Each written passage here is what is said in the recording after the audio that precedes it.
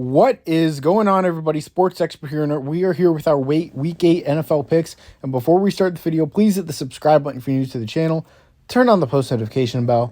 Like the video. Comment what you think. Liking and commenting helps us in the algorithm, so would really appreciate that very much. Helps the NFL community on YouTube. Helps my channel out. And yeah, comment what your picks are, what you agree with and disagree with. So yeah, let's get started with Thursday Night Football. We have the Minnesota Vikings and the Los Angeles Rams. The Vikings are coming off a home loss against the Detroit Lions, and the Rams are coming off a home win against the Raiders. I'm going to go with the Rams in this one in an upset. 23-20 is my score prediction. Cooper Kupp's going to be back for the Rams. I really think Sean McVay is a hell of a coach still. I think he's going to be I think the Vikings will sort of underestimate the Rams here. They got to travel to LA. The Rams don't have to travel at all. I think that actually suits them as well.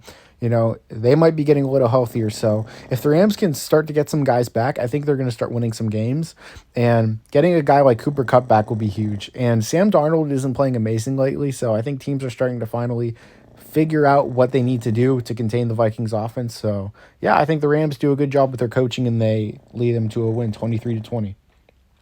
We have the Cleveland Browns and the Baltimore Ravens. The Ravens are coming off that win at Tampa on Monday Night Football. The Browns are coming off a loss at home against the Bengals. The Browns are out of sorts. Deshaun Watson tore his Achilles. He's out for the year. You have Jameis Winston now. You have DTR. I'm not sure who's starting. They signed Bailey Zappi today, but I'm going to take the Ravens in this one nonetheless. The Ravens should run all over that defense. The problem is the Browns' defense is going to be on the field most of the game more than likely, so that's going to be tough for them. They're going to be tired, and the Ravens are going to take advantage of it, and John Harbaugh is going to do his thing and coach a hell of a game. Give me the Ravens 34-19.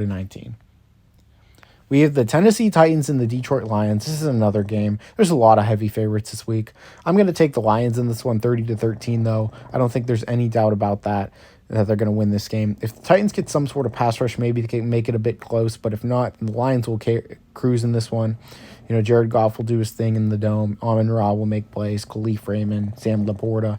And the Titans, with their quarterback situation in flux, it's just one of those things where you can't pick them. And remember, we have the new rule, can't pick the Titans.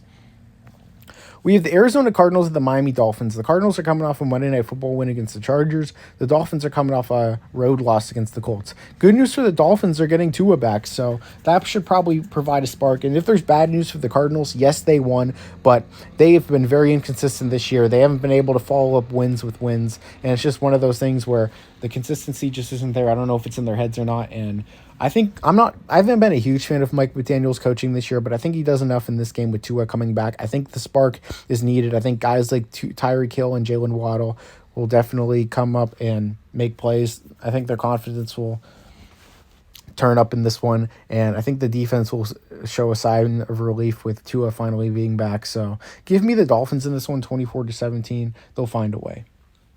We have the New York Jets and the New England Patriots. The Jets are coming off a blowout loss at the Pittsburgh Steelers. They're 2-5. The Patriots are 1-6, coming off a blowout loss at the Jacksonville Jaguars. I'm going to take the Jets to beat the Patriots 21-12. It just feels like Gerard Mayo isn't doing a very good job. Not sure if he could be a one and done. If they go 1-16 or 2-15, which is very possible right now.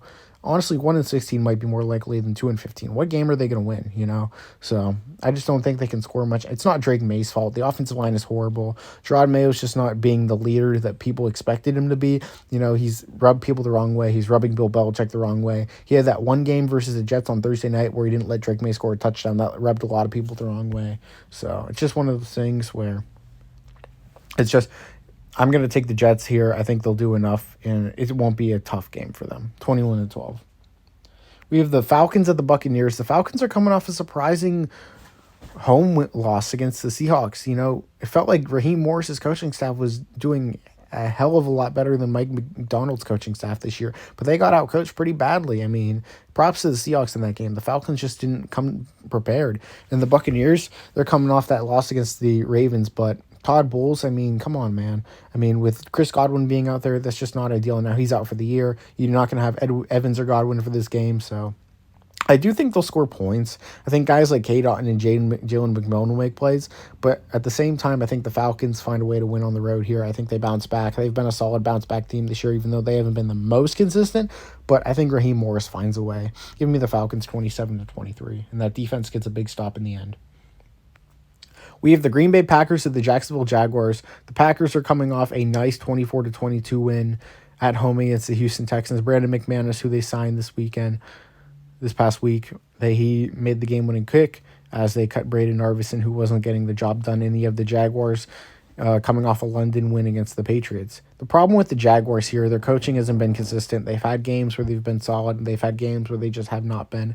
And I just don't know if I can trust Press Taylor and Doug Peterson to get the job done on a consistent basis to where they could be with the Jaguars long term. I'm going to take the Packers 24-18. I think Jordan Love will make some throws. He might throw a pick or two like he usually does, but I don't think it'll matter. He always makes up for it with some great throws down the field. And I think Matt LaFleur, who's one of the best coaches in football right now, might be the best. You could argue with this and that, but I'm going to take the Packers 24-18.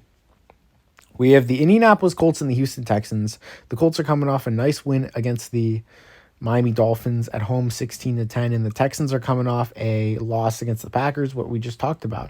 I'm going to take the Texans at home to bounce back in this one. I think it'll be a mistake-free game for them. They'll score 4 touchdowns here. They'll outscore the Colts. The thing about the Colts, can they sustain enough offense with Anthony Richardson? It just feels like one of those things where they're trying to find out what they have in AR rather than really competing for like a championship this year. But, they'll try to go out there and win. Will DeForest Buckner come back for this game? He might be out for a bit more. That's not ideal when it comes to stopping the run. They really struggled against the Dolphins stopping the run. Guys like Grover Stewart, Kwity Paye weren't getting the job done consistently, although they did make some plays. But I do think the Texans will overwhelm the Colts in this one, 28-19. CJ Stroud will play a solid game. We have the Philadelphia Eagles and the Cincinnati Bengals, our last 1 o'clock game. The Eagles, they're coming off that blowout win against the Giants. The Bengals are coming off a win at the Browns. I'm going to take the Bengals in this one, and I said it before. I'll say it now. I just trust Zach Taylor a bit more than Nick Sirianni. They're both Super Bowl winning coaches. I think at this point, the Bengals, maybe they start off a bit slow in this game, but guys like Joe Burrow, Jamar Chase, T. Higgins will make plays down the field. Maybe they can get a guy like Eric All involved a bit more. I don't know if he's hurt or not, but, give me the Eagles in this one to lose. 24-26. A.J. Brown will make plays for himself, but I think the Bengals overwhelm the Eagles in the end. They'll get a big stop, which is weird to say with their defense, but I just have a feeling. We have the New Orleans Saints and the Los Angeles Chargers. Both offenses just haven't been performing up to par, and I think it's just going to be one of those crummy games where it's like, yeah, well, who's watching this game? I'm going to take the Chargers in this one just because they're the home team, 13-9. Justin Herbert, he just doesn't have a ton of options. Ladd McConkey's not 100%. He's his best option. Quentin Johnson was actually playing pretty well this year before he went down, so the Chargers are going to need some more help from their offense, and looking at it, I just don't see the Chargers really going out there and winning this game with ease. I think it's just going to be one of those things where it's going to be a tough grind, but they'll do enough. 13-9, Chargers win. We have the Buffalo Bills at the Seattle Seahawks. The Bills are coming off a really nice home win against the Titans, and the Seahawks are coming off a really nice road win against the Falcons. One issue with the Seahawks this year, they've really struggled at home for whatever reason. It just feels like they're playing better on the road lately than at home.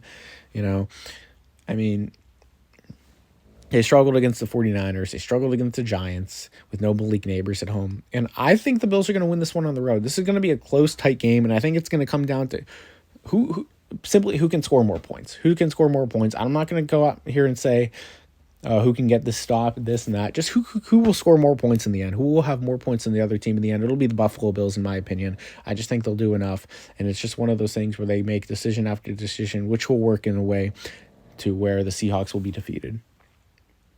We have the Chicago Bears and the Washington Commanders. Interesting game here. If there's one concern about this game, Jaden Daniels did go down with a rib injury. He's week to week, and his status will be uncertain. Although their offense played really well under Marcus Mariota, and like I've said, I think guys like Marcus Mariota and Jameis Winston, if they were starting quarterbacks in the NFL, those teams could still make the playoffs. The quarterback product isn't absolutely spectacular nowadays, so I think it's very possible that still could be the case.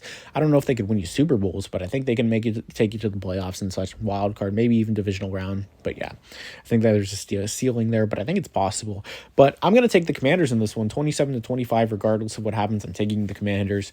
I think Dan Quinn will have his guys prepared. I think Matt Eberflus will also have his guys prepared. I don't think there's any doubt about that, but I'm going to give the Commanders a slight edge in this one. I think their crowd will do enough to kind of confuse the Bears, especially in the end of the game. Bears will have a chance at a game-winning drive, and the Commanders will get a big stop. Dan Quinn will do a hell of a job with his defense in the end, and I'm going to take the Commanders 27-25. It should be a pretty good game, though, nonetheless. 425. It was flexed from 1 to 425, and I think it was the Eagles and the Bengals. I can't remember. Packers, Jaguars from 425 to 1. So, yeah. We have the Carolina Panthers at the Denver Broncos. The Panthers are 1-6. They're not playing very well. The Broncos are coming off a big 33-10 win against the Saints. I'm going to take the Broncos in this one, 20-15. It's fairly simple. The Panthers just aren't playing well. The defense isn't playing great. They have a lot of injuries, and the Broncos are just the more fundamentally better team, especially with coaching. I think Sean Payton will teach Dave Canales a lesson, and it's not Dave Canales' fault. The Panthers are just a mess right now. David Tepper started this mess, and yeah, just one of those things. I'm going to take the Broncos 20-15. We have the Chiefs at the Raiders. The Chiefs are 6-0. The Raiders are 2-5, I believe now. Gardner Minshew's now the quarterback. He's struggling. Aiden O'Connell's going to be out 4 to 6 weeks with a broken thumb. He's going on injured reserve. So give me the Chiefs in this one, 31-16. Another game there's really not much to talk about. Patrick Mahomes, even if he doesn't play great, he'll do enough. And the Raiders will be overwhelmed. Sorry, Antonio Pierce. We do have Sunday Night Football. We have the Dallas Cowboys at the San Francisco 49ers. The Cowboys are coming off a bye. They're coming off that big 47-9 home loss against the Lions. And the 49ers are coming off a home loss against the Chiefs. Just not a great performance. They had a lot of injuries, and the 49ers have a lot of questions. Is Brandon Ayuk out for the year? Is Deebo Samuel going to be healthy enough to play? He has ammonia. George Kittle's really all they got because Jawan Jennings is also hurt. You can't just rely on Bronny Bell and Chris Conley. They haven't been getting the job done, and it's just one of those things. Christian McCaffrey won't play. Is Jordan Mason going to be 100% healthy? 49ers have a lot of injuries, and it's just not ideal. I'm going to take the Cowboys in this one, and it feels like the Cowboys are playing better on the road and at home this year. I think the Cowboys will be able to make some clutch plays. CeeDee Lamb, guys like him, Jalen Tolbert, Jake Ferguson, I think they'll work around the field. I don't know if Brandon Cooks will be back, but if he is, that's a huge get for the Cowboys to get back. So give me the Cowboys in this one, 26-23. I think they just do enough with a clearly depleted and undisciplined 49ers team. And then we have Monday Night Football. I think this one's pretty simple. The Giants at the Steelers. Giants don't win in primetime with Daniel Jones. Daniel Jones will still be the starting quarterback this week for Brian Dable. I just don't think that's a good idea because primetime Daniel Jones should not be starting. And honestly, I'd start Daniel Jones every game. You know what I do if I'm the Giants? I'm starting Daniel Jones every road game. That's not a primetime game, but every home game and every primetime game, I'm starting Drew Lock. That's what I would have done because there's just a mental hurdle there for Daniel Jones in primetime and at home for whatever reason, to the point where you just can't pick him. And I'm going to take the Steelers 27-14. The offense is looking really solid under Russell Wilson. It feels like George Pickens is more happy with Russell Wilson as his quarterback. You even saw the interview before the game. He looked pretty elated that Russell Wilson was starting.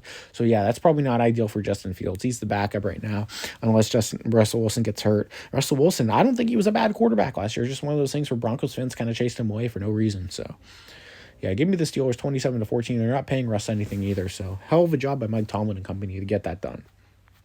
So I appreciate everyone being here. Sports Expert here. Please hit the subscribe button if you're new to the channel. Turn on the post notification bell. Like the video. Comment what you think. I'm out, guys. Sports Expert here. Peace.